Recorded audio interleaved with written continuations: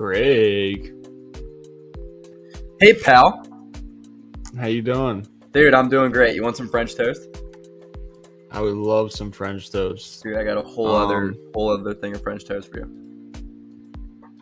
How do I get this beat off? This is gonna be. This sounds better. This sounds better than the whole Drake album, by the way. This beat from I haven't StreamYard. even listened to it. This is Don't gonna be an listen to it. ASMR chat for the guys. So the God Daryl Morey, my inspirational life, as you know, made a move as we predicted. Well, besides getting a pick and return, we didn't get that, which would have Doesn't been matter, dude. which It would have doesn't made matter. my night. We fucking predicted this shit. And I hated it into existence. But I would give it like a 7 out of 10, probably a 5 out of 10 if I'm being real. Greg, how do you feel? I know you're all on board of the D'Anthony Melton train. Dude. I know you're the biggest fan of him, I'm and you all on expect board, dude. greatness out of him. I was on board yesterday. I'm even more on board now that he's wearing a Sixers jersey. I'm gonna buy next year's City Edition D'Anthony Melton jersey. Dude, I'm a fan. 6'9" wingspan. If you didn't know, Rump. I do know that. Yeah, 6'9" wingspan. Dude's got some length. He's a great defender. Shot 40% catch it open threes last year, and he shot 38% from threes in total with a little bit over 4 a game. He's 24. He's a two-way athletic player. He's wildly athletic. We've been crying about getting athletes for how long now? This is an athlete, and we got him. Is it the best athlete that we could have gotten? Probably not. But you know what, dude? He's an athlete. He's an athletic wing, two-way player. We need one, and whatever. I'll take it. Wing? He's a wing at 6'2"? Dude, 6'9" wingspan, dude. His arms can touch the other side of a room. I like it. I don't give a shit. What else are we going to do? We're going to have Melton and Milton off the bench. I think we could have drafted someone better, but that's just my opinion. I think Wendell Moore is more of a need, and I think he could play right away, but Doc Rivers wouldn't play him, so you could easily just say that. But he's not nearly as NBA ready, though, dude. D'Anthony Melton. Yeah, he is. He is. He's never played a game in the NBA. How can you tell me he's NBA ready? Because your boy Sohan went early.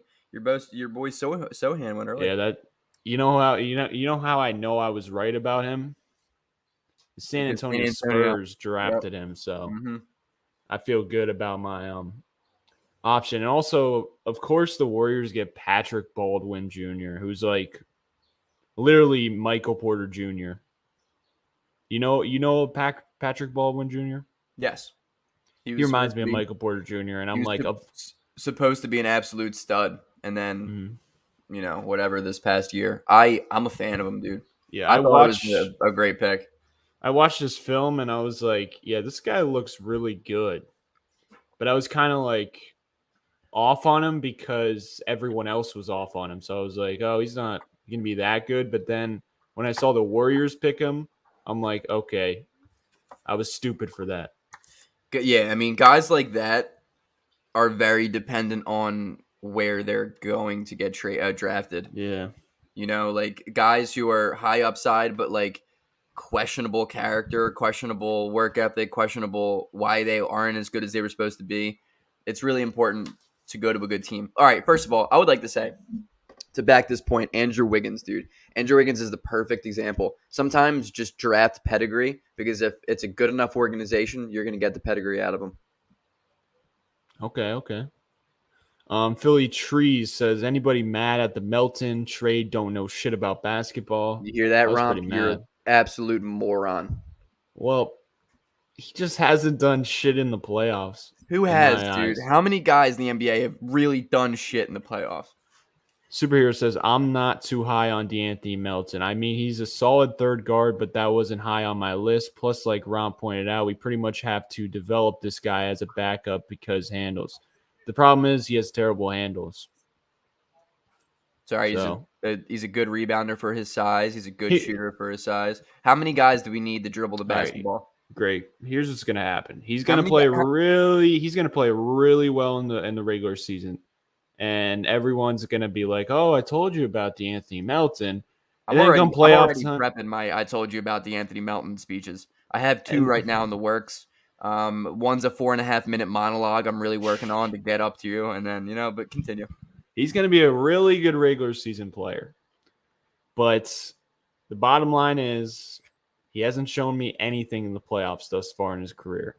So now we got another guy who is questionable come playoff time. Here's my thing: if D'Anthony Melton is the reason we lose in the playoffs, I will be absolutely bamboozled and shocked.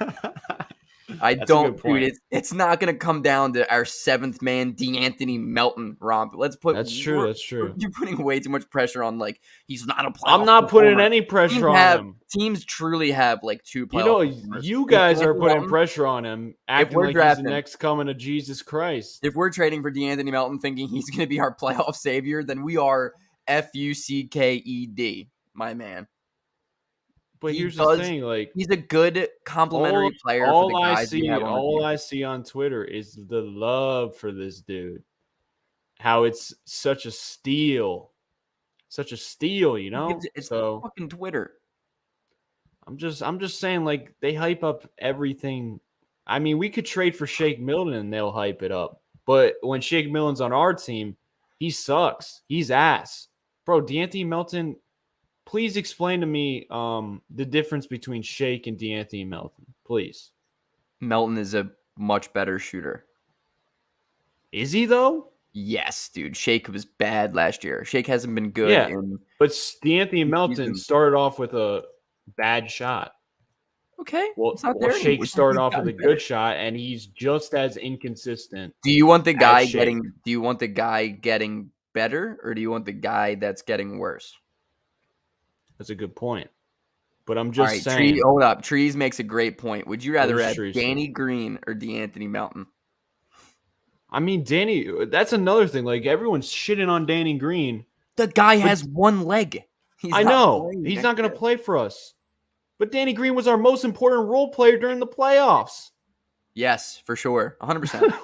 100%. So what's this Danny Green sucks thing? That dude was the only player willing to shoot 0 of 11 from 3.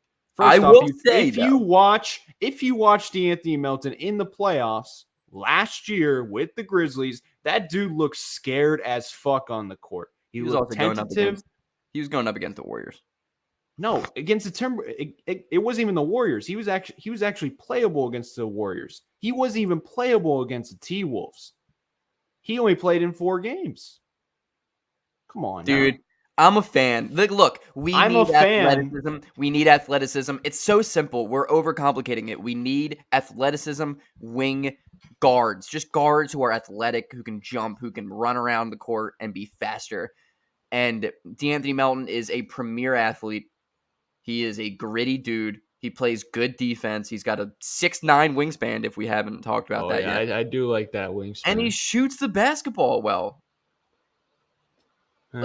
It's a good pickup.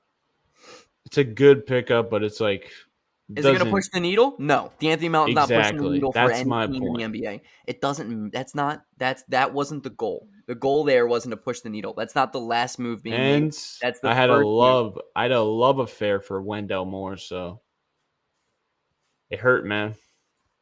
I don't. Do you think Wendell Moore would have been the needle pusher? I just don't think it covers a need for the Sixers. I disagree. How many backup guards do we have that are playable on both ends of the court? How many guys in general are two-way players for this team? We're getting more athletic, we're getting younger, and we're doing it trading a guy who would not have played for us. It's a good move. I mean...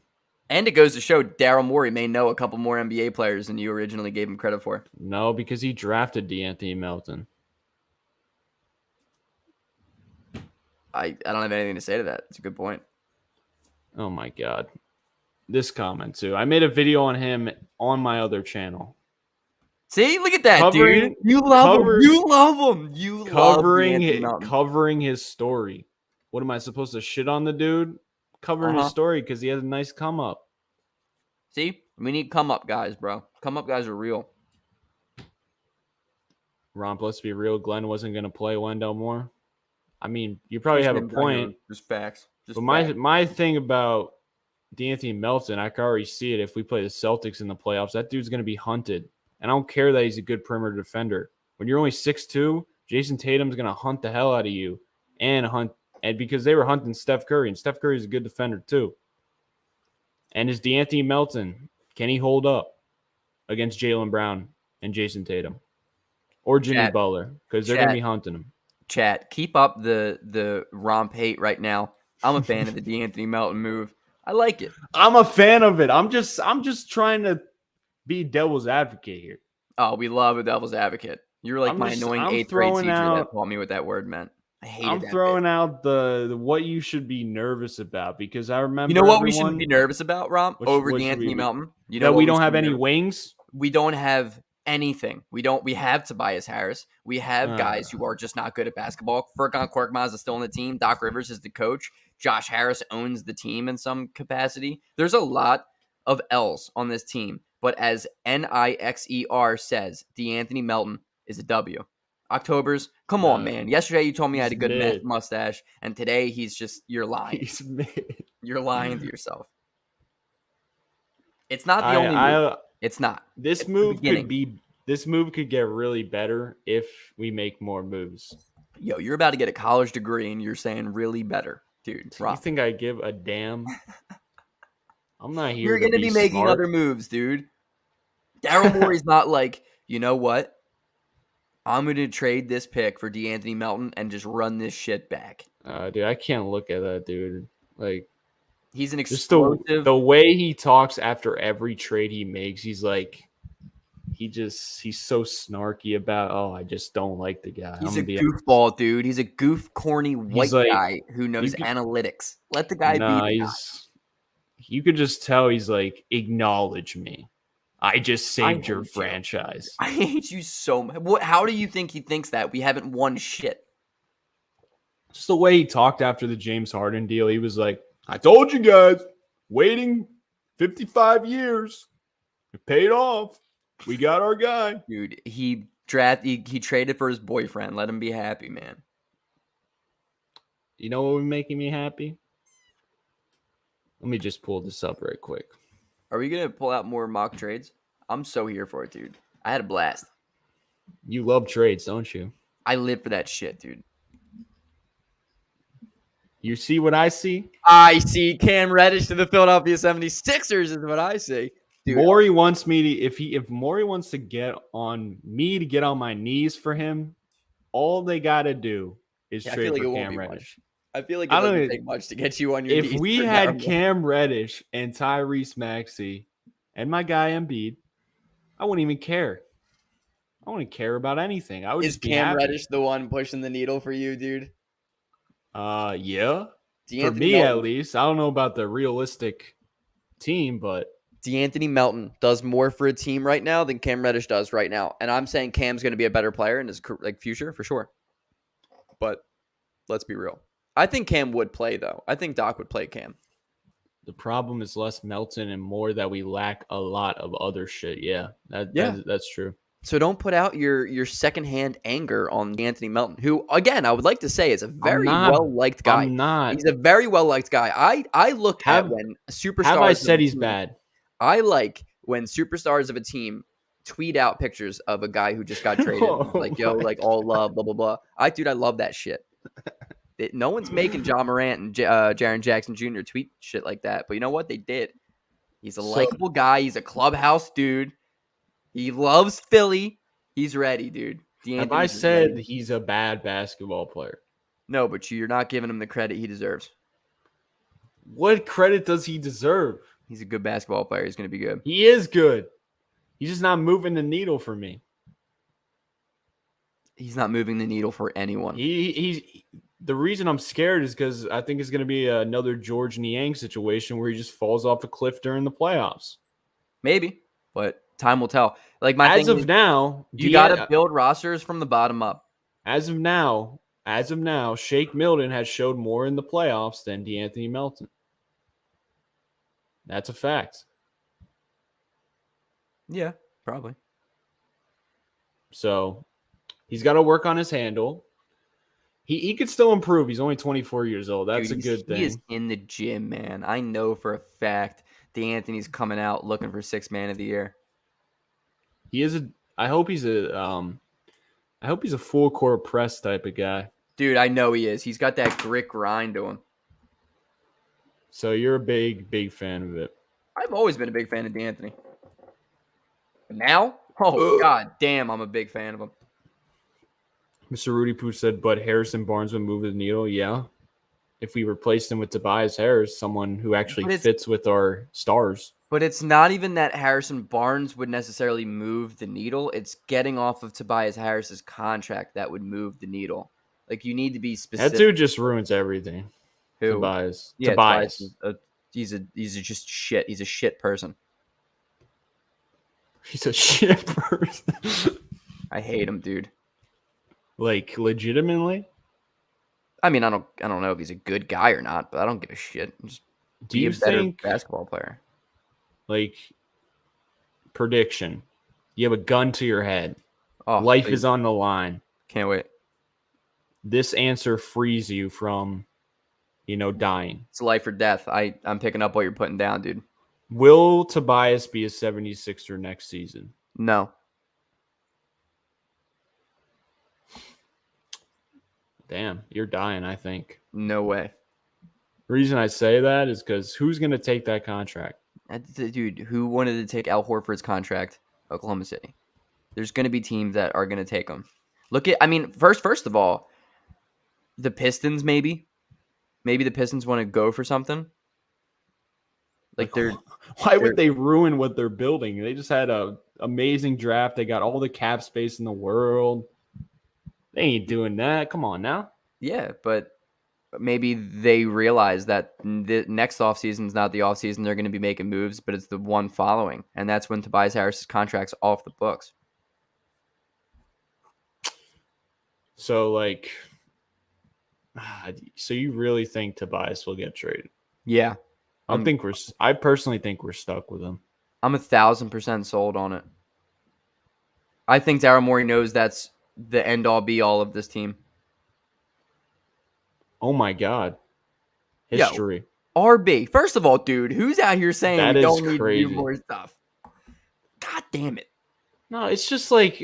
all I'm saying, my synopsis, my thesis statement here, I like DeAnthony Melton. It's a good addition. It's a deal that I like that we did. Is it going to push the needle? Of course not. DeAnthony Melton's not pushing the needle for any team in the NBA, but he is a better bench option than we've had in the past 2 seasons now. He's a two-way athletic player. He's athletic. He can run up and down a court. Imagine that, Rob. Imagine having a guy who can use his legs fast. We haven't had a guy like that. What did he do in the playoffs this year? He looked like he didn't even want to have the ball in his hands. Because he's a backup. Do I gotta show you the article I read from a diehard Grizzlies fan? He's a backup guard. So I gotta pull up the article. He's going to be better with Harden there. He's maybe a guy who can go off one night. All you need is a guy who can do one night. But here's the thing for me. If you want a player who can run the bench unit, just go get Eric Gordon. I'm not saying he's going to run the bench unit. Because at least Eric Gordon, I'm confident he'll have a 30-point playoff game. I think the cap for Melton is like 15 points. Sometimes all you need is 15. I'm not saying DeAnthony Melton's going to run a bench unit. If Doc Rivers is rolling out 5 bench guys in the playoffs, we're fucked. We lose. Regardless of what dudes are on the court, we lose that game. We have James Harden. I almost said Tobias Harris. We have James Harden, Tyrese Maxey, and Joel Embiid. If one of those guys are not on the court at one time in the playoffs, that's not DeAnthony Melton's fault. That's Doc Rivers' fault. But here's the thing. This is why it's annoying for me and RB. Well, not speaking for RB, but it's like all you see on Twitter is all this love for Melton. And if we say one little thing, oh, he might not be a playoff player, then all these people attack us and they're like, oh my God, what'd you just say? They can't do anything to make you happy. Blah, blah, blah, blah, blah, blah. And I'm like, dude, chill out. I'm just saying he's 6'2", probably not going to be a playoff player. And I'm pretty sure we need playoff players. That's what gets me going. Yeah, we're not done. The draft happened last night. We're not done. But it's like I would rather a really good need, because I believe we have all the handlers for the playoffs that we need. Maxey, James Harden, Embiid, Tobias Harris to the GOAT. So I don't really care about handlers. So now we're going to play a 6'2" DeAnthony Melton off ball. He'll be good with catch and shoot threes. But the thing with him, if he's not hitting his three, there's going to be problems. So he's got to be hitting his shot. I disagree. And overall, throughout his career, it's inconsistent. 1 month it's really good, just like Furkan and Shake, and then the other month it falls off a cliff. So if we get unlucky and come playoff time, that shot's not hitting, then we got a 6'2" guard on the court who's probably getting hunted every time we play the Celtics. Jimmy Butler would probably make him look silly, to be honest with you. I don't care about how good of a defender he is. So that's my problem. When we could get a Wendell Moore, a E.J. Liddell, who I know are going to be switchable defenders. I don't care if Doc's not going to play him. DeAnthony Melton, I get what you're saying. He's and RB said it perfectly. He's a decent bench guy, but we need a game changer off the bench. I hear you, 100% true. But DeAnthony Melton, for what he is averaging a steal and a half a game per season. He's a great defender. He averages at least a half a block every single season. At 6'2", Ben Simmons couldn't even do that shit at 7 foot, and he was a defensive player of the year type of guy. Dude, he is a good player. He's good. He's better than Danny Green is going to be for us. Probably. No, don't stop disrespecting Danny Green. Danny Green was awesome. That dude was great. One of the most important role players for us in the playoffs. Yeah, but what did we do? And he was 6'6", more switchable than Melton. DeAnthony Melton is not a guy who's going to get brutally hunted. He's not a Tyler Hero. He's not a really poor defender. He's a good defender. He's a good on-ball defender. He's a good off-ball defender. He's pesky. And why wasn't he on the court against Anthony Edwards? Because Anthony Edwards is a premier offensive scorer. So you and Jason Tatum is going to look at Melton why would he be on Jason Tatum? Because they're just going to hunt him. And the Sixers are going to be yeah. If Jason Tatum continues to get one-on-one opportunities on goddamn DeAnthony Melton, that's not DeAnthony Melton's fault. That's Doc Rivers' fault. Yeah, and that brings us to that problem. We believe Doc is going to put DeAnthony Melton in the best place possible. No, that's not DeAnthony Melton's fault. That's the coach's fault. Yeah, that's not his fault. I agree with that, but I'd like. Can I show you this article? Dude, I want you to read every single word of it. Oh my God. I don't think you want to see it. Just don't compare George Niang's defense and DeAnthony Melton's defense ever again.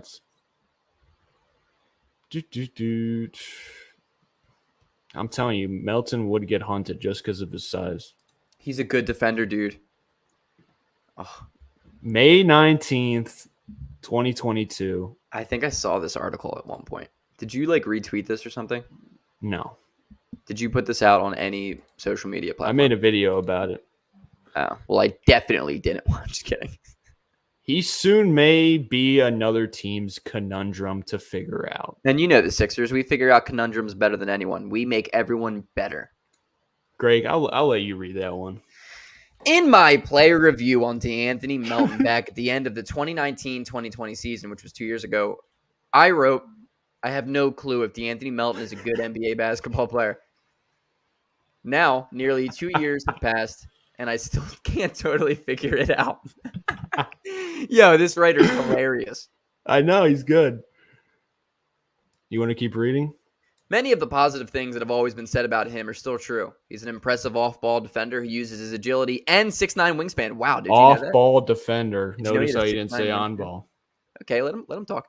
To wreak havoc in passing lanes, evidenced by his 2.5% steal rate, which is 96th percentile, and 1.1% block rate, which is 97th. So now we got a Jokic-type player. Great. Anyway, keep going. He's still a serviceable, if often too ambitious shooter, albeit one whose success appears to be dependent on what time of the year it is.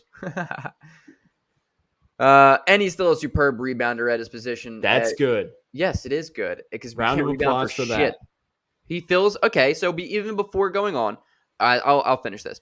As his 7.2 rebounds per 36 was fifth in the NBA for guards 6'5" and under. I'm gonna go and say now De'Anthony Melton fixes a couple issues. Athleticism, we have none. Off-ball defense, we've never been good at it. And rebounding comes from a guy who's a 6'2" and under or 6'2" guy. Dude, I'm here for it, man. I'm here for De'Anthony Melton. This dude's selling me on De'Anthony.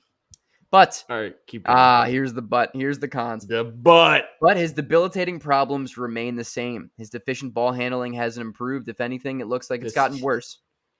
He dribbles the basketball like it's a tennis ball, and his propensity to dribble is too high, as well as his inability to comfortably execute anything beyond basic counters. Almost always has you holding your breath when the ball is in his hands. This dude just doesn't like basketball. This dude doesn't know what he's doing. Oh, man. Here we go. Melton says his ball handling will be important for him this offseason. Says whatever happens, happens in regards to backup point guard spot. Base potentially opening. Well, it didn't, De'Anthony. You got traded. I hate to break it to you. Look at him. That dude's great. However, the most worrying part of Melton's game is not his dribbling, although it may not be fully unrelated to it. Rather, it is his persistent vanishing whenever the calendar turns to April. What?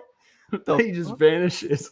Just April, dude. He just goes away during April. There are stretches of the NBA season when it would seem fitting to put Melton on the side of a billboard, but in the postseason, he appears to belong on the side of a milk carton. This writer is absolutely hilarious. This dude is an incredible writer. I mean, people think I'm bad. Come on now. I mean, what a sentence. This man put in a lot of work to just shit on De'Anthony Melton, and it came out to be really funny. He appears to belong on the side of a milk carton. Like, that's wonderful setup. This dude should do stand-up, Rob. All right, keep going. God, I'm going to read this whole thing. This is our content. To be sure, the red flags were present back in the Orlando bubble. Over the course of those 8 games in which the Grizzlies were trying to solidify a playoff berth, Melton averaged 4.4 points on a gross 27% shooting and 13% from 3. Okay, dude, it's an 8-game stretch. Yeah. I don't care about that one. Of course, there didn't appear to be much reason to read into it at the time. Hardly anyone of the Grizzlies played well in the bubble, and it was Melton's first postseason as an NBA player. Growing pains can be, well, wait for it, ... painful. Yet, what first appeared to be an inaugural blip is now clearly ignorable. Ignorable. Dude, I gotta zoom in on this thing. It's all good, man. Dude, yeah, it's been a while. In 5 games against the Jazz last year, he averaged 6 points on 35 and 30 splits, and over the Grizzlies' 10 games in the 2022 playoffs, he was generally an offensive albatross, scoring a pitiful 5.6 points per game while shooting a putrid 32 and 20. Can you read that albatross sentence for me again? And over this Grizzlies' 10 games in the 2022 playoffs, he was generally an offensive albatross, scoring a pitiful 5.6 points per game while shooting 32% from the field and 20% from 3. Yo, this is a funny. This is article. From a this guy man put who in so much work to just shit on an 8th man. He's just being on. He watched every single Grizzlies game. He complimented him. Good off-ball defender. He's just This is Shake Milton. This is their Shake Milton, right? I don't think anyone's making albatross statements to Shake Milton. I mean, come on, dude. If you bring him up, all you hear, oh, that dude sucks. That dude's bad. Okay, keep going. So what's the difference between Grizzlies fans overreacting sometimes to Sixers? Like, we're not the only fan base that does that. Whatever, dude. F this guy. De'Anthony Melton comeback tour. I'm tweeting this at De'Anthony Melton, telling him to just go freaking bananas. All right, let me go. However, we'll do it. To put it simply, this just isn't acceptable.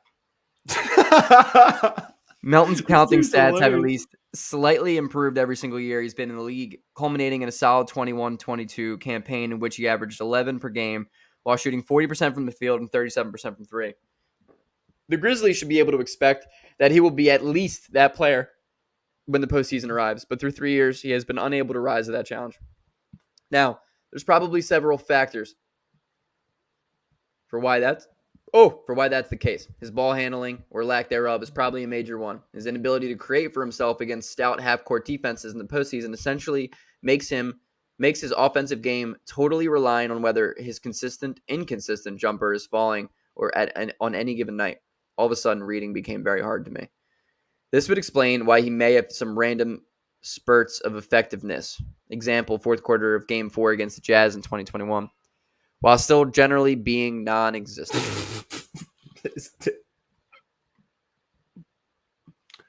All right.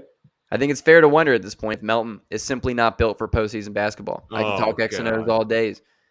But there's a mental, spiritual fortitude involved with raising your level of play in the playoffs. Oh, we got a weak-minded individual? Several times, especially in Game 1 against the Wolves this year, that he looked extremely tentative, and that was before he even had started playing terribly. Well, that's not good. We don't like reading that. Regardless, I think the Grizzlies should consider packaging him with the 22nd and 29th pick to see if they can move up in the draft. When he looks like himself, Melton is a solid two-way player and has fine value over the course of an 82-game season. Even in that regard, the Grizzlies are talented and deep enough where they don't really need him anymore. They were 11 points better with him on the court during the 2019 season, but they were only a half point better this year. And with their newfound playoff success, it's time for the Grizzlies to start prioritizing 16-game players rather than 82-game players. That's a really, really good line. Yeah, I'm going to use that one. Yeah, I'm not giving him credit either. No, I'm playing. I don't even know who this dude is. Come on, give us some positivity, bro. Yeah, actually, let's throw this dude's name out here since we just read his entire article to it. Yeah. Wait, end it off because there might be after some positivity. 3 up and down seasons of covering Melton, I truly do find myself running out of things to say. Perhaps there is nothing left to say other than thank you and goodbye. D'Anthony Melton has had a good career as a member of the Grizzlies and has established himself as a good two-way player. Let me reiterate that one. Melton has had a good career as a member of the Grizzlies and has established himself as a good two-way player, something the Sixers do not have. Wow, how did he know that? But his postseason struggles create a conundrum for the roster construction, which is not the same construction as the Sixers. Okay. So let's go up and give this dude credit for helping our content. Nathan Chester, follow him on Twitter. Nathan, very funny writer. Nathan, really a couple really good lines in there. We like the contrast. The humor was good. What do you think he should work on? What? What do you think he should work on? Melton or the writer? The writer. Oh man, I think there's a career there in some TV writing. You know, some really solid bars came out funny. The milk carton one was good. Milk carton got me. The milk carton really got me. So he's just got to get over the hump in the postseason. It's all right, dude. So does the rest of the Sixers. So does Embiid. Yeah, he fits right in. He does. Dude, I like him. So I don't care. This article changes nothing for me. What do you mean it doesn't change anything? I'm not going to let some Nathan Chester, literally the whitest name of all time, Nathan Chester, tell me who's a good basketball player and who's not. I'm just saying. He's going to be a good, you know what it is? He's going to be a good backup guard. Yeah, it'll be good until the playoffs begin. Oh, so you mean like everyone else on the team? Wow, what an anomaly. What an anomaly is he? I want to see some trades today. That's what I came here for. Trade machine? I want to see some big deals getting moved. I want to see the Sixers go out and get guys because this is not the end. This is nearly the beginning. So I'm going to the trade machine. Hold up. Wait, is there an echo? No. I swear I hear myself. Oh, Superhero says, here's my radical take. I'm here for it. Let's read it. What does it say? Start Melton, bench Tyrese Maxey to be our sixth man, as I think Melton needs his minutes with Harden to be the most effective. Not a bad take. I'm out. Why are you out? Because I want to play Tyrese Maxey as much as I possibly can. I agree. That's a problem. That's another problem with him only being 6'2", because Maxey's 6'3". So playing them together is going to be, I mean, it could work if Maxey gets stronger, which he will, because he's the GOAT. He's the GOAT. Wait. What's up? Andre, what's up, dude? Please spit to Romp real quick your thoughts on Cam Reddish. Andre is a lifelong Atlanta Hawks fan. I'm interested to see his opinion on Mr. Cam. Here's my thing with the Hawks. It seems like there's something going on over there, Andre. John Collins wants out. I don't know. Is it a Trey thing? I don't think it's a Trey thing. I think it's a Trey thing. I think Cam Reddish, he was injured, inconsistent. Is it possible to have too much depth? I mean, that would be a nice problem to have. I think that's Atlanta's problem. I want to hear Andre's. What is the problem with Cam Reddish? He said, "I've got a few minutes. I'll make it quick." Oh, he's typing up a storm, dude. He's a keyboard warrior right now. Think of what Tyler Hero did for the Heat. Maxey could play the same role for us. They're not true. Really I mean, I think James Harden should accept that role. No, I'm playing. Sixers bench lineup: Melton, Niang, Paul Reed, Andre Drummond. So you lost me on the Andre Drummond. If you replace Andre Drummond with Bassey, I'm all for it. It's just funny how he's not even on the team, but he's going to be in this thing. That's funny. No, but Daryl Morey basically he said, yeah, we're not signing a center on the minimum because it's a waste. Because he said that in his draft press conference. That's funny. I was watching it this morning. I just didn't finish it. That's a good point. We have the guys. You might as well work them. I think Cam Reddish tries to do too much. I would love a player that tries to do too much. Andre said, Cam Reddish is a talented player that doesn't work hard. He wants things to be handed to him because he's got talent, but he wanted out of the Hawks because of not getting minutes. I mean, that's a really good point. I mean, it was the latter. And with the Knicks couldn't crack their rotation for pretty much the same reason. He doesn't want to work for it. I mean, Tom Thibodeau, come on now. I mean, he has all the talent in the world. There has to be a reason as to why he hasn't reached it yet. And it's not really injuries because he hasn't been – I mean, he's been injured, but it's not like he's been ACL tears and stuff. I just maybe he just needs a team that believes in him and plays him the minutes. Come to the Sixers. You can't hand a guy. You can't hand a guy minutes just because he's supposed to be good. I will hand him minutes because he's literally our only wing player. Yeah. 6'8". But he's going to have to show consistency with it because he just doesn't have any consistency. Would you rather start Matisse Thybulle or Cam Reddish? What other guys do we have out there? It would be Maxey Harden, Cam Reddish, PJ Tucker, and Joel Embiid. You would not be intrigued by that? I just said fluff Tobias Harris, by the way, and I didn't even try to. I know. We literally just pretended like he's not on the team. I would probably go Cam in that situation. But I don't know, man. So you're all on board with DeAnthony Melton, but a dude who's 6'8", two-way player. I'm not saying I'm not on board. Me saying I wouldn't start Reddish is not me saying I'm not all on board. I think he'd be a great backup. Given consistent minutes and letting him do what he wants to do a little bit more than he has been able to in the past would be better for him.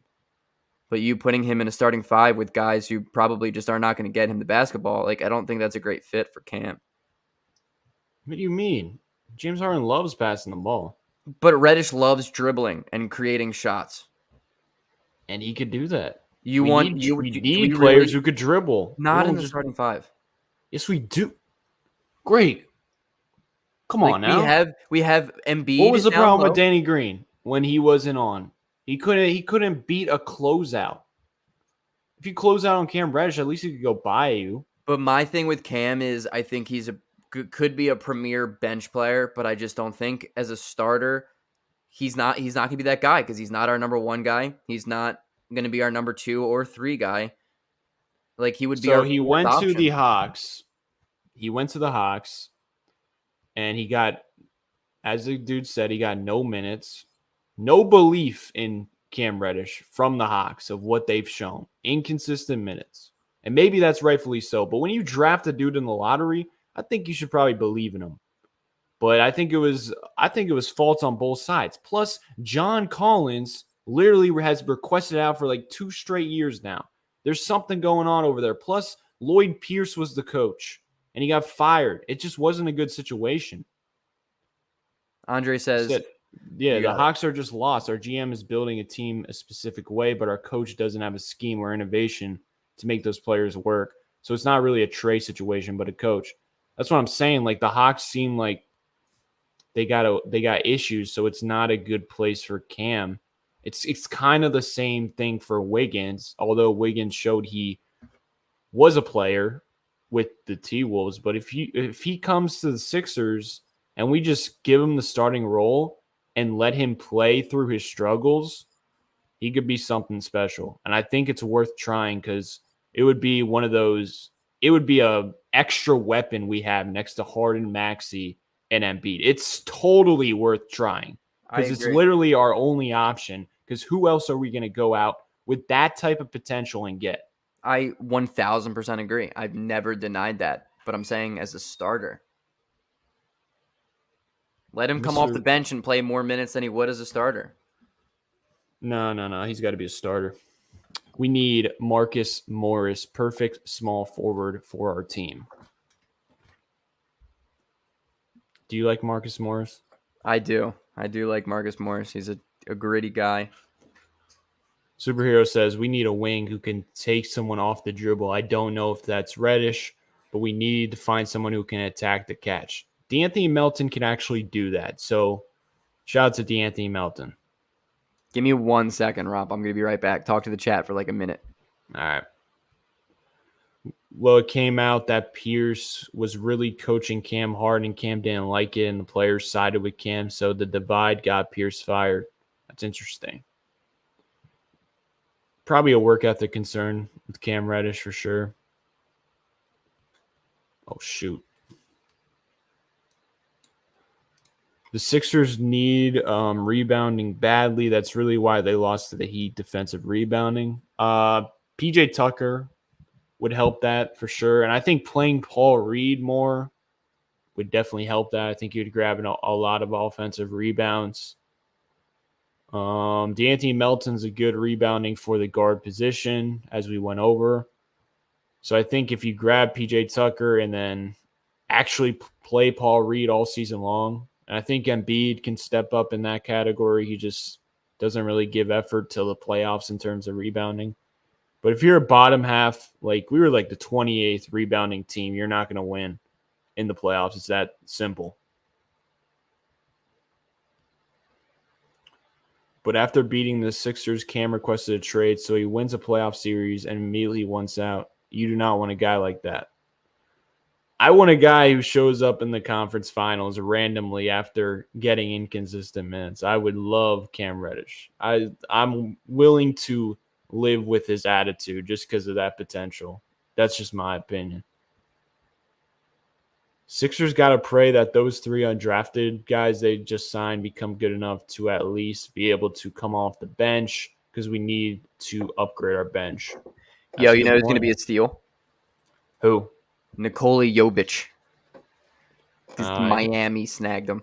Yeah, I was like, of course they got him. It's going to be a steal, dude. We need someone who has a killer mid-range. Threes are cool, but what happens when the paint is closed and our threes aren't hitting? Ding, ding, ding, ding, ding, ding, ding, ding, ding, ding, ding, ding, ding, ding, ding. Comment of the most annoying sound I've ever heard. Ding, ding, ding. Are we going to talk about where you got your glasses? October's wondering, dude. I got them from Woj. Are Are we really asking if Philip Petrusev could help rebounding? That dude's like never coming over to America. We might as well just draft me at that point. If we're just wasting picks. Yeah, that's a good point. Because, like, why? Why are we still drafting overseas players when they never work out for us? Unless it's like a Luka Doncic. Okay, so let's play a game of what is the Sixers' biggest need for you right now? Two-way wing who can play. Actually, I'll put it this way: skill at the wing position. Skill. Well said. Skill. That's well said. Skill. What do you think? Yeah. I mean, athleticism, two-way players, the wing players, just wing depth in general, catch and shoot ability. But most importantly, wing athleticism. Probably. I mean, we all season long, regular season, playoffs, we got absolutely destroyed in the transition game. Oh yeah, Melton should help because he could run. Yeah, I mean, it may not be the best pick, like best trade, but like at least it's gonna help the biggest need we have. Bro, I'm worried about our half-court offense, though. I wouldn't mind if we ran our offense through at Harden instead of Embiid. I mean, we ran it through Harden all playoff long, so. Yeah, I don't want to run shit through James Harden. I would rather.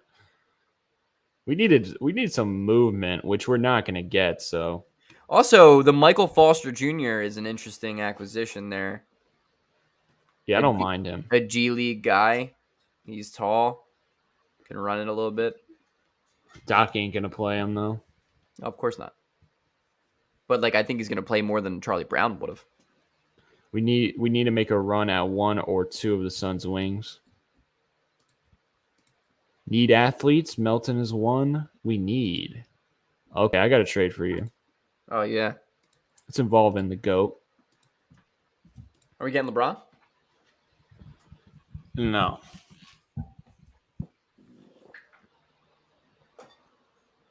Dude, the Knicks traded 2 second-round picks for him, and we're going to trade Matisse Thybulle and Isaiah Joe.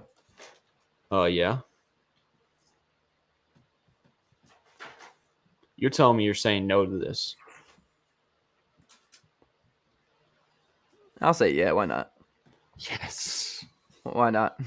Finally, you're thinking, oh my God. This doesn't push the needle. It does for me. Oh, thank God. Everybody can go to bed safe now. Romp has his needle pushed. Mr. Rudy Poo, what do you got against Cam Reddish?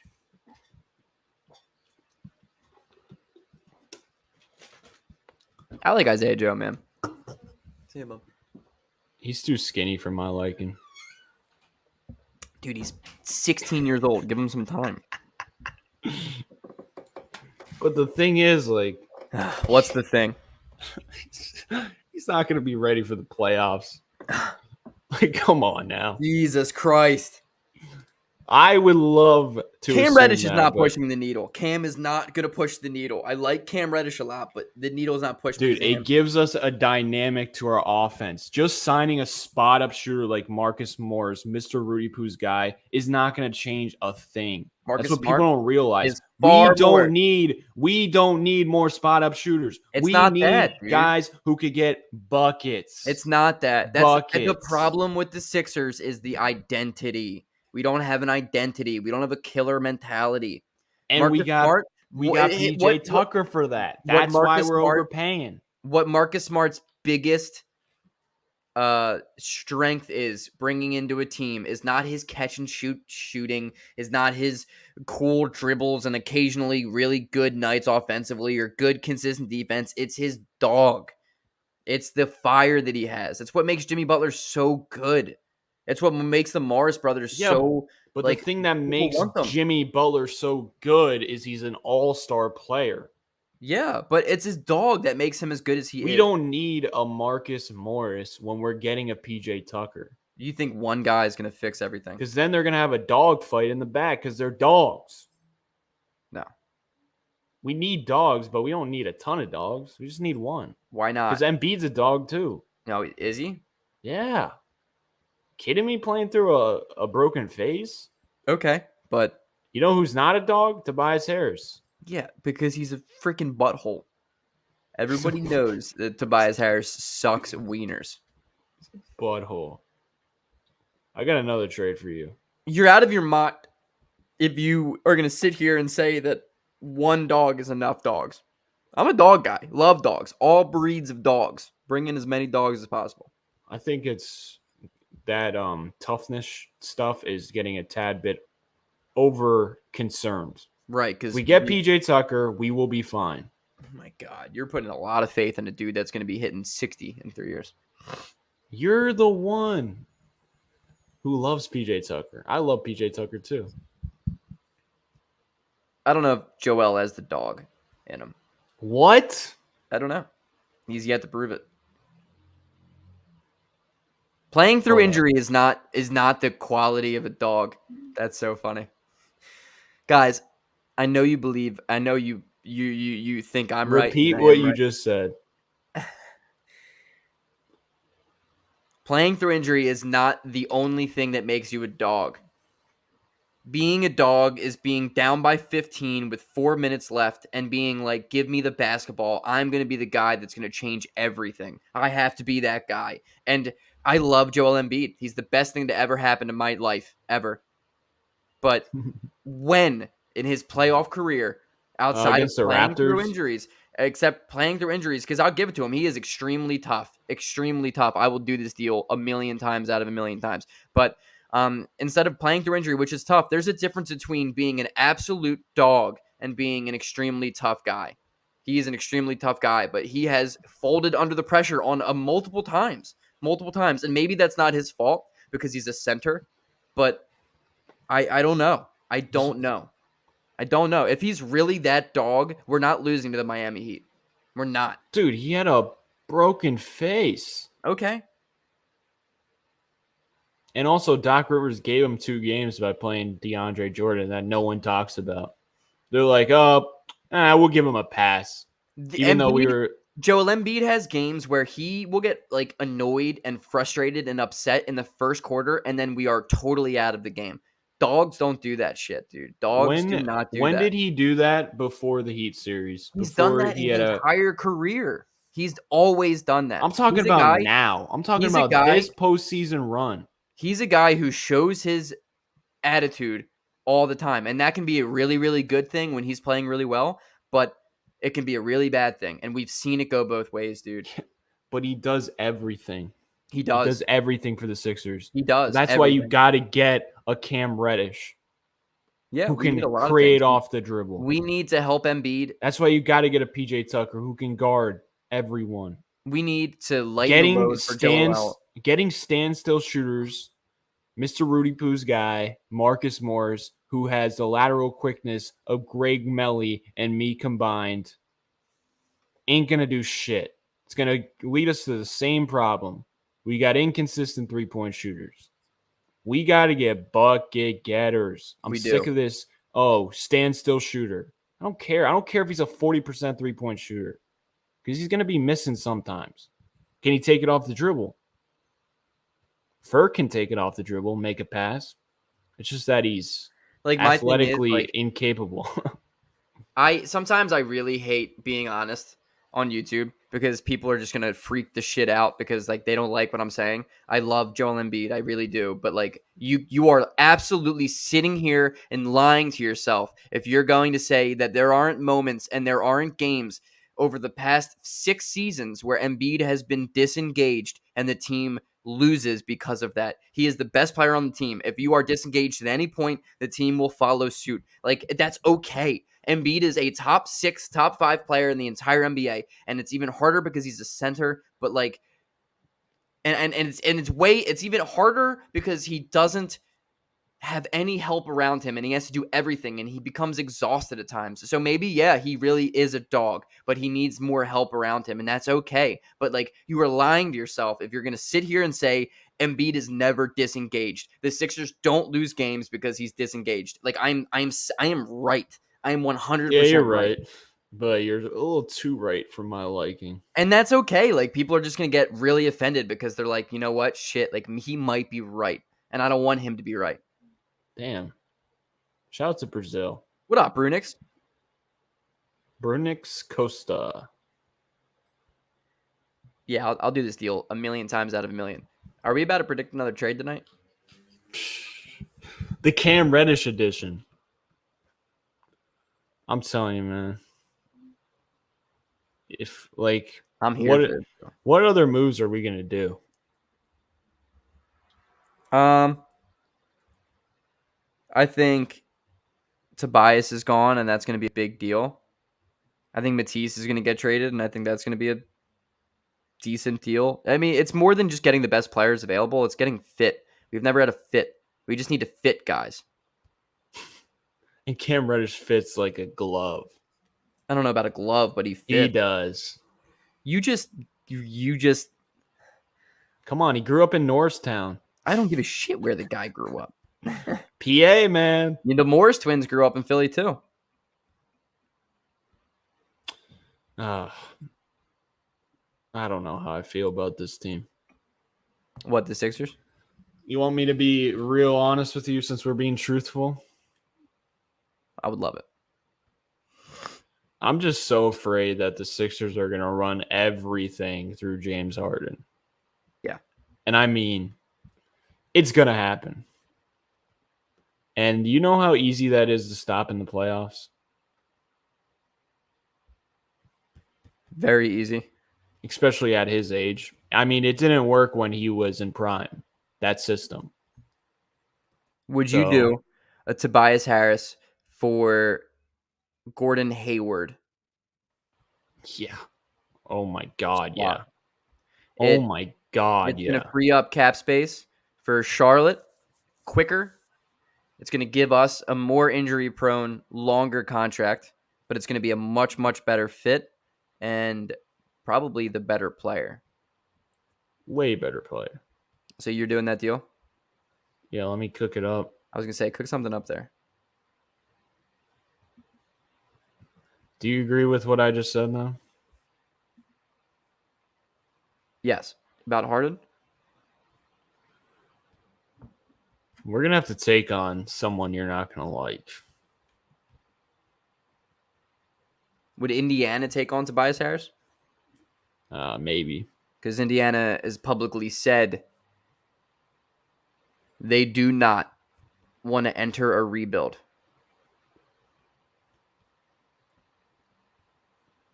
I got it. I think me and Mr. Reepu are like the opposite people. I mean, Hayward is a really good player. When he's healthy, he's really good. Like, I love Mr. Reepu, but like, we just think differently. No. Jesus Christ, no. What are you talking about? Mason Plumlee is the worst backup center. He has to be in there. Mason Plumlee. There's no other contracts to make it work. Go back to the roster. Let me cook anything else up. I would do this deal, by the way, but Jesus Christmas. That's what I was saying. Who else am I going to add? LaMelo Ball? PJ Washington might work, but I doubt it.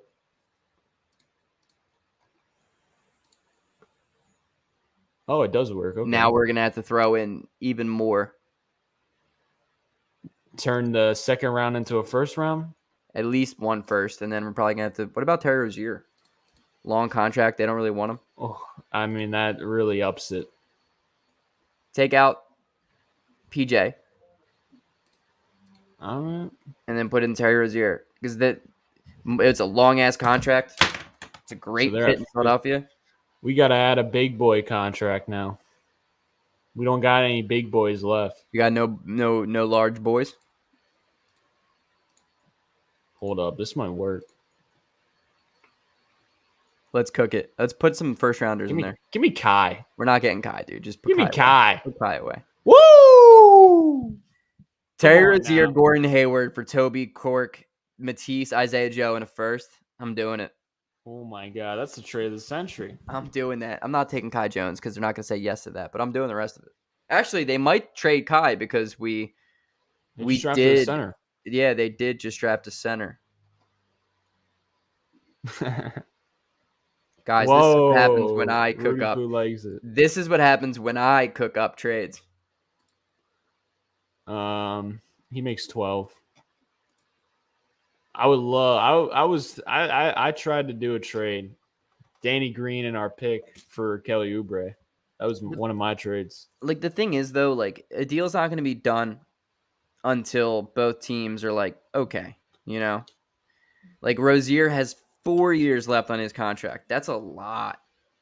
Yeah, but Terry Rozier is a. You want to score off the bench? Yeah, that's what I'm saying. We'll invest in a scorer off the bench. We'll invest in that, dude. Hayward's got 2 years left on him. We could have Hayward at the 3, Tucker at the 4, both good 3-point shooters with Embiid at the 5, and Maxey and Harden. Instantly, that's the best starting 5 we've had probably since the Butler days. And then off the bench, we're going to have Terry Rozier and D'Anthony Melton. Both complement each other very well, both athletic. Rozier can score 20, 30 any given night off the bench. Melton can hit threes when he's open and play good defense. Then we're going to have whoever the else we have up there. Paul Reed still on the team. The GOAT. The freaking Goatski. I like that deal, man. What's going to happen, Andre? He was, Jason. He was a top 5 rebounder amongst guards 6'5" and under. Miles Turner and Buddy Hield for Toby. That's a deal. That's a low-key deal. Imagine I would be willing to put Miles Turner at the 4. That would be awesome. They would not another shot blocker next to Embiid. Oh my god, that would be amazing. That'd be like do this. Why not? Because they can get more for Miles Turner alone than I'll give him picks. Just take Miles Turner out the deal. No, I want Miles Turner. Do you want me to explain why we would need a Miles Turner type? Why would they trade a 1-year contract and Buddy Hield, who they can ship for literally anything, for Tobias Harris? Because you said, the Pacers would take him. If there aren't picks attached to this deal, they're not doing it.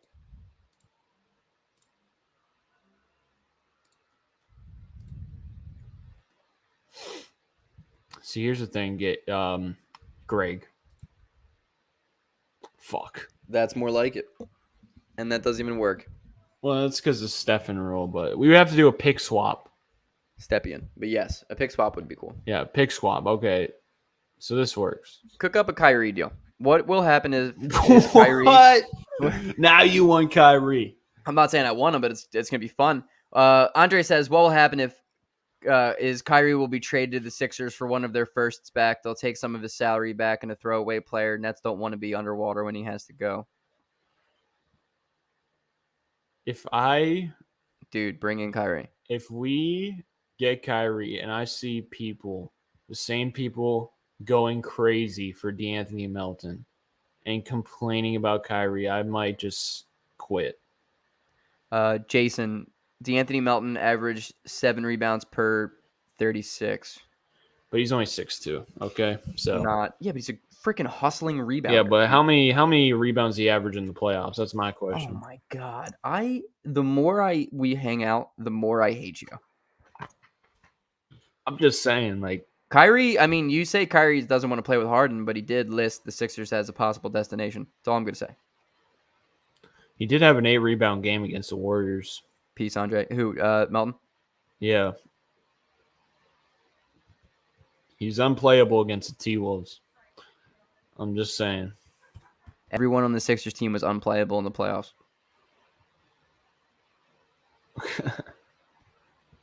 So you want me to cook up a Kyrie trade? Why not? God, we're fucking poverty. Yeah, dude. No shit. We've been poverty for the last 22 years. Nah, Kyrie's not going to be back with the Nets. I promise you. I think this is fair. Ben Simmons and Tobias. You know what's crazy is hear me out. This simply could be the deal. Because if Kyrie does not want to resign, the Nets cannot let him walk for nothing.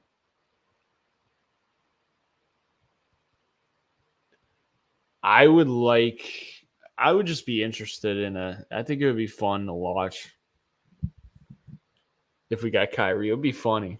Dude, it'd be you gotta admit. It would be like a reality show. Why not? Just say it. Just screw it. Or get KD. Whip something up for KD.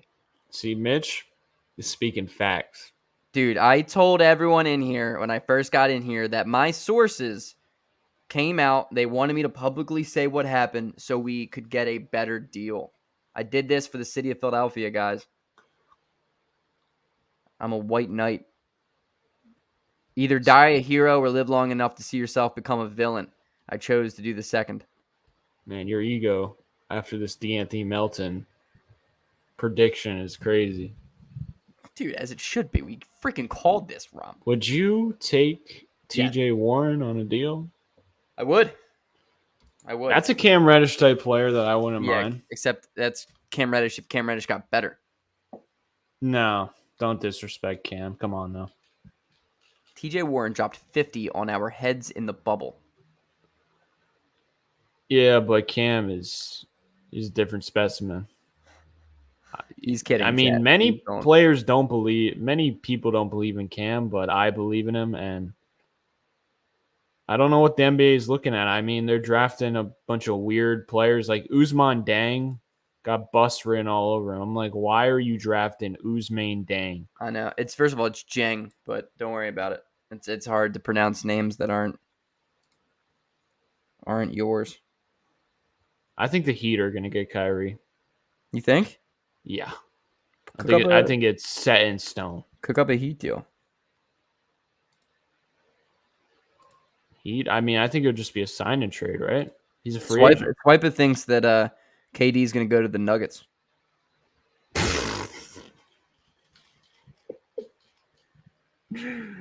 Come on now. Yeah, I swear to God. All right, list your realistic destinations for KD 1 through 5. Or 1 through 3. I think 1 through 3 is easier. Hold up. What has Cam Reddish done in the playoffs? Only show up in the Eastern Conference Finals when he, got inconsistent minutes all year and when his coach didn't believe in him, Mr. Rudy Poo. Sorry, I had to handle that. All right, go on. I think the Clippers are probably realistic. Clippers. Maybe Philadelphia. What's funny is the Warriors probably have a really good package to send. They could probably send like Jordan Poole, Wiggins, and like a first or 2 firsts for KD. But I don't think KD would ever want to go back there. Would you want to go back there? Yeah, I would win championships. KD to Phoenix for Ayton, Cam Johnson, Landry Shamet, Cameron Payne, Jay Crowder, and 3 picks. Jesus. Can I just read Cam Reddish's stats during the conference finals, please? Greg, you still there? Nobody's stopping you, buddy. Go ahead. 12.8 points a game, 1.8 assists, 53% from the field. 53. 46% from 3. And yet they traded him. I wonder what happened. Trae Young is an issue. I'm just saying. Andre, you didn't hear that. I didn't say that. I think Trae Young is probably an issue, but I mean, come on. KD, I think the Suns are the most realistic because he talks about them weirdly. He loves that area, and he likes D-Book. I think the Sixers are low-key up there. Yes, I do. I think we're low-key up there because of Embiid and Harden, his boy. And then I think a low-key one that no one is thinking about, I got to throw out, that I think could like revitalize KD's legacy if he's interested in that, is the Detroit Pistons. I think him and Cade could do something. Their timelines are totally different. Yeah, but if KD wants to, revitalize his career, it's too late for that. If he asks out of Brooklyn, his done. It's done. He will never let that go. Doesn't matter where he goes. I mean, imagine, dude, that would be awesome. Ivy, Cade, and KD. That would be fun. Yeah. Miami, that's probably realistic if we're being real. If we're being real, Miami's definitely realistic. Atlanta, is Atlanta realistic? No. Chicago, maybe. Sign and trade for Levine. All I know is Ben Simmons destroyed 2 teams in a row. Ooh, what about KD to the Blazers? That's a fun one. I mean, they got Jeremy Grant, though. You're right. Totally. KD in Denver is really scary. I hope to God it doesn't happen. Oh, man, that would be insufferable. Truly. There's no, like, the only thing I want as much as the Sixers winning it all is the Nuggets to remain in poverty. Honestly, I think it's like 50-50. Yeah. For that. It really is. And we both have our exact same reason. But, like, I just hope to God that they lose forever. Imagine KD going to LA. I would be so mad at him. You would be mad at him? Yeah, dude. Why? Go team up with LeBron? What a little bitch. You think there's going to be a lockout, like, soon? I would imagine. I feel like it happens a lot. Because these players got too much power. Like, think about it. They can request, like, KD and Kyrie orchestrated that whole team, and now they're like, I'm good. Let me just leave Brooklyn in the dust. Yeah. It's effed up. And we got Joel Embiid, who is not a dog, according to Greg Melly. Just wanted to point that out there. Who is staying with us through our poverty moves. So I think we should appreciate him. What do you think about Tobias to the Spurs? All right, let me just cook something up. Are you thinking DeJounte Murray's involved in that? No. This article says the Spurs untouchables are probably DeJounte, Keldon Johnson, and Devin Vassell. And the Sixers would probably not want to take back Josh Richardson. So if there's a way to avoid all 4 of those guys. I'm sorry, but your boy Josh Richardson probably has to be a part of it. Probably. We could just cut him. Oh, one of my favorites is involved. Ooh, spicy. And then we can do Sacramento because I want to get Harrison Barnes. This deal is dog shit.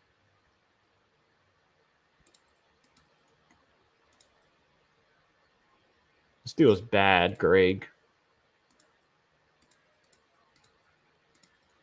Dodo, what are you trying to say? I don't really know what's going on.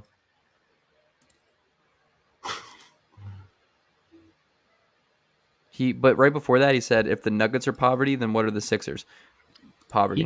We already know that. Yeah, we're not. I'm not, like, I'm very aware of the Sixers' poverty. You just reminded me to pull up a thread for Twitter, so thank you. But I'm going to share this trade, and you're going to shit on it appropriately, and then...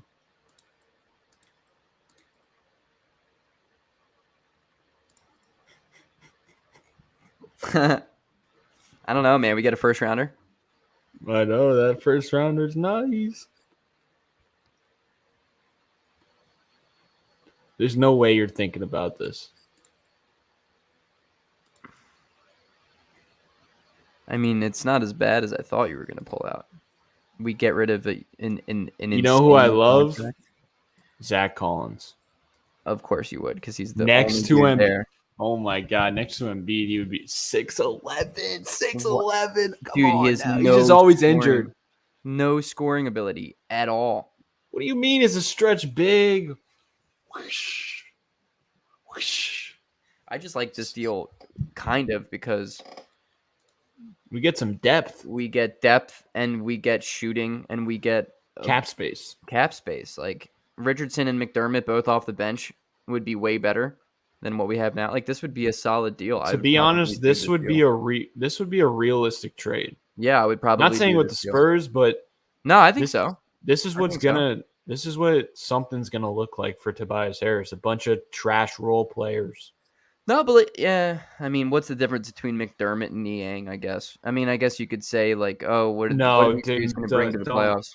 McDermott's a one-dimensional guy. Like, I think he is one-dimensional, but he's 6'7", and you know I like size.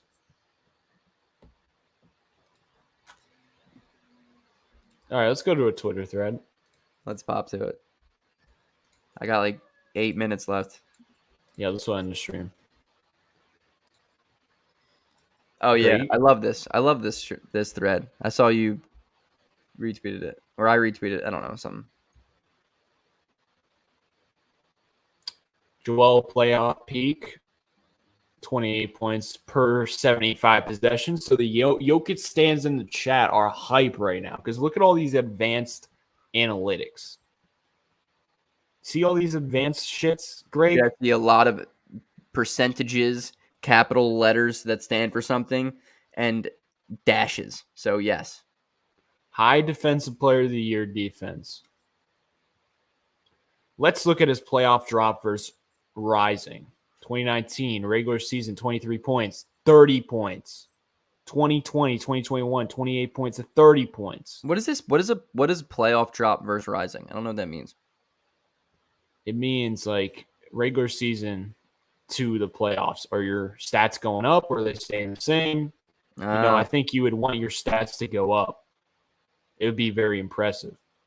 This year he obviously went down, but there's context to him going down. 31-24. It's him taking a back seat to James Harden, and also the face injury. But I think he had a great postseason, considering without him, we look like a 8th seed. Yeah. Hey, dude. I hear you. Embiid has rose 2 out of the 3 years in his peak, while the third year his scoring and playmaking had a solid drop, but a rise in defensive play. It would make sense. His scoring and playmaking would drop with a broken face in hand. And here is the Jokic stands nutting. Impact metrics. Plus. Do I know what this means, Greg? No. Do I care? No, because it's a part of my agenda. It fits my agenda. So I'm all good with this advanced stats right now. Impact metrics part 2. Oh, thank God there's a second part. Now, we're going raw. Raw postseason stats, 26 points per game. This is his career. For Joel Embiid, think about where he came from. Skinny boy. 26 points a game, 11 rebounds, 2.5 assists. 2 sticks, whatever that means. I think that stocks. That's like blocks and steals. Advanced guys love that. 61% true shooting. Embiid is averaging 25-10 on 60% true shooting versus top 10 defenses during this time. A lot of people disrespect that Raptors team, but that Raptors team was one of the greatest defensive teams of all time. I will also like to add, most of these top 10 defense do their best to take away his volume. And since the Sixers don't do a good job of throwing entry passes, his touches lessen. He has still proved to be resilient versus these defenses, posting roughly 27 per 75 possessions with a plus 4.2 RTS percentage. Greg, are you loving this? I'm loving it, dude. I'm also loving this argument the chat has going on. I'm not even looking at that. Conclusion, Embiid in his peak has had a very, very minimal drop scoring-wise in the playoffs in his peak, while rising tremendously on the defensive end and impact-wise, which means he has no drop and Embiid is a very good playoff performer. Conclusion part 2. There's a part 2. Embiid is one of the best playoff defenders risers ever. He is also one of the most impactful playoff players ever.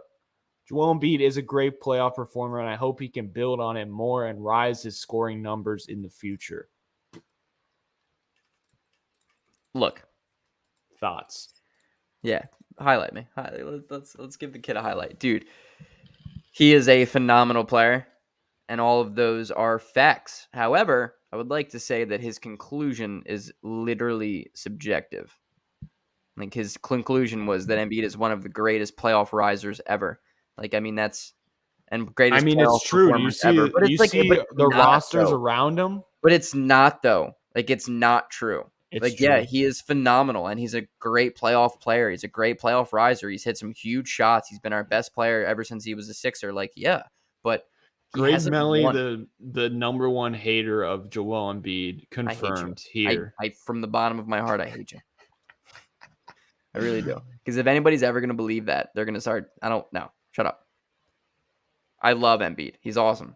But if all but those you are cannot so true, you cannot deny the fact that the stuff around him has been pretty fucking garbo. As bad as possible. It literally has been as bad throughout his whole career. Yeah. And when he did have Jimmy Butler in that team, it was one game away from the eventual championship winners.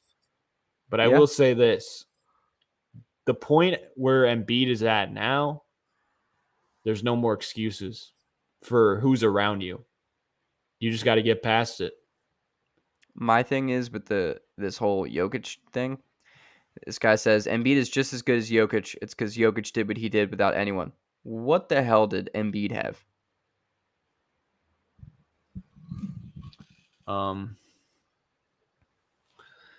Mr. Rudy Poo. Shout out, Mr. Rudy Poo. $5. Jokic is exactly what his nickname is. A joke. Nuggets fanboys are going to be upset with this. You're not wrong. Man, this chat really turned into Jokic versus Embiid, and I don't even think we brought up Jokic. No, it's so funny how quickly they turn. I love it. It's the easiest way to create content. It's like whenever like my Twitter's slow, like and I'm bored, I'll just tweet out some shit about Jokic. All of a sudden, I'll have like 35 comments and be like, "Oh, you again? Like all you do is talk about Jokic. Oh, you again?" I'm like, it's too easy, dude.